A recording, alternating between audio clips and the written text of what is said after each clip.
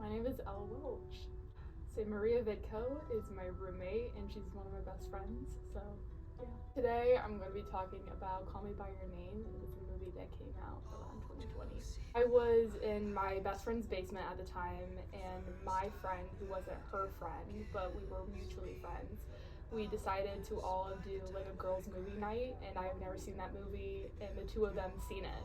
And they were like, "Oh my gosh, you're gonna love this movie, it will fit your vibe, just gotta listen to it." And I was like, okay. And I just remember watching it, and that was one of the first movies, like, I never talked during it. I was following every single line, trying to relate it to something in my life some way. But it was not only just like listening, it was also observing what was in the background. I would describe my vibe as something that is like casual, but like also goes with anything. Very down to do anything, and I think one of the main characters really showed that he was down to do everything. Like, he kind of followed the second lead character into going into things. So I related my life to him and how I'm like a follower of friends. So anything that he did, I liked, and I was like, oh, that like fit my vibe that way too. Call Me By Your Name is about a father-son and father-student kind of relationship type thing.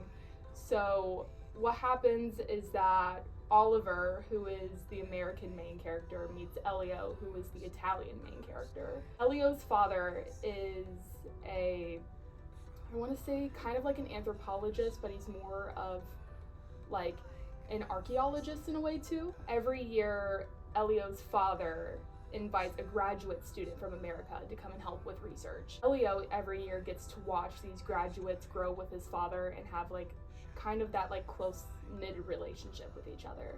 And Elio was really attracted to how like Oliver was with American slang and the way he didn't care about dinner times, because that is something in Italian culture where they really took that as a prominent thing. So Elio was very interested in Oliver before it became as an affectionate way. When Elio and Oliver started hanging out, Elio knew that he had feelings for Oliver, and Oliver did not know at the time and was talking to some Italian girls that were there, one of which was Oliver's girlfriend at the time.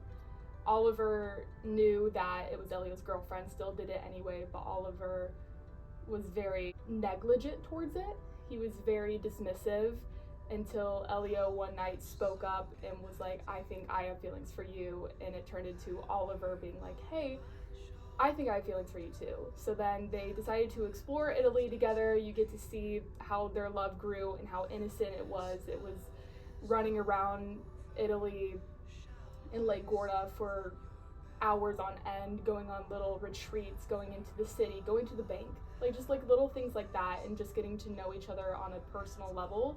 And then we see through the end of the movie where it gets a little deeper, where Elio is like, "I don't want you to leave, Oliver. I want this to be forever." And Oliver obviously has a visa that will expire, so he has to go back. It was like really sad because it was all hidden from Elio, and Elio really loved Oliver, but Oliver saw Elio as just a passing thing of time. So one of the things that they talk about is call me by your name and I'll call you by yours. So it's kind of like a secret message between the two. So they knew that their relationship had to be a little bit secretive because it is the 1980s. That is when same-sex marriage and same-sex relationships were kind of frowned upon. And so over the phone or over their notes that they would use to write each other back and forth throughout the house, they would write like to Elio, but it would really be to Oliver. So they would secretly like code name these things for each other.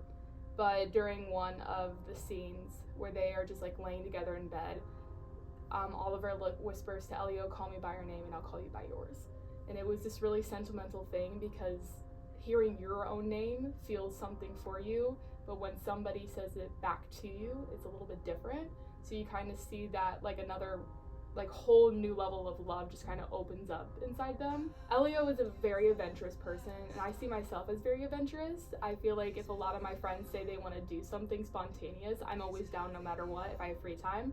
One of my love languages is quality time, so if that means spending time with one of my friends hiking or spending time with one of my friends watching a movie on the couch, I'm down for whatever. And that's kind of how Elio is. Elio really connects with different people with doing different activities with each other, And I feel like him and I are very busybody people where sometimes we just don't want to sit and chillax. I'm kind of like one of those people that like, oh, if I'm not doing anything, let me do something too. Kind of nice to see like an American and an Italian like household kind of all like flourish together instead of seeing like just an American side where somebody takes their plate into the bedroom or parents are sitting on the couch watching TV. Like it's breakfast at 9 a.m. and everybody's there. And I feel like I also connect with the father a little bit. The father at the end is giving Elio a TED talk basically about you are allowed to love who you want to love. Like as a father, like it's like I love seeing that you have that chance as my son.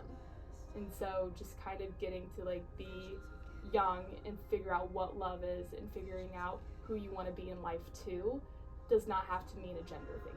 It does not have to have specific gender roles. He got to see not only his son figure out what he wanted to do, but I also got to watch my friends get to be who they want to become. Towards the very end, Oliver and Elio go on this big excursion where they get to explore a couple pinpoints in Italy where they explore, I forget what mountains they were on, but I really like hiking and I love exploring like nature in itself, and just to see these two just like explore and have fun and not worry about Oliver leaving. Like the whole point of them going out was to get away from the family and just kind of explore as they kind of explored their love too. Sufjan Stevens is the one who does all the music, and that's where the Huge Mystery of Love song was very popular.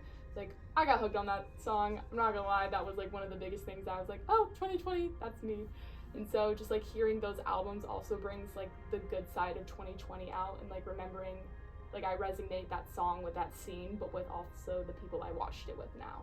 I definitely think that it's impacted me in a way to kind of live in the moment and not worry about like when I'm leaving or when who's leaving, just to kind of be there, be present. But I also like the element where they didn't have any technology. Like it was like one of the first movies we didn't really get to see a TV. We never got to see like a cell phone, even though it was 1980s, there was some sort of technology, but there was nothing connected in that movie at all. And I'm one of those people where I'm straying away from social media slowly, so like kind of looking back at to like what life was before technology, it just sounds like a lot more peaceful. So technology does not mean to like live life in it. Like it means that we can live outside of it and still have fun. That really like resonated with where I am currently in life, where I'm just like, I don't really need it. And I also got to like see where like Elio and Oliver was, and like just like instead of like texting, like handwritten notes. I was like, that's so cute. I was like, they didn't need to do that. That was just a little cherry on top.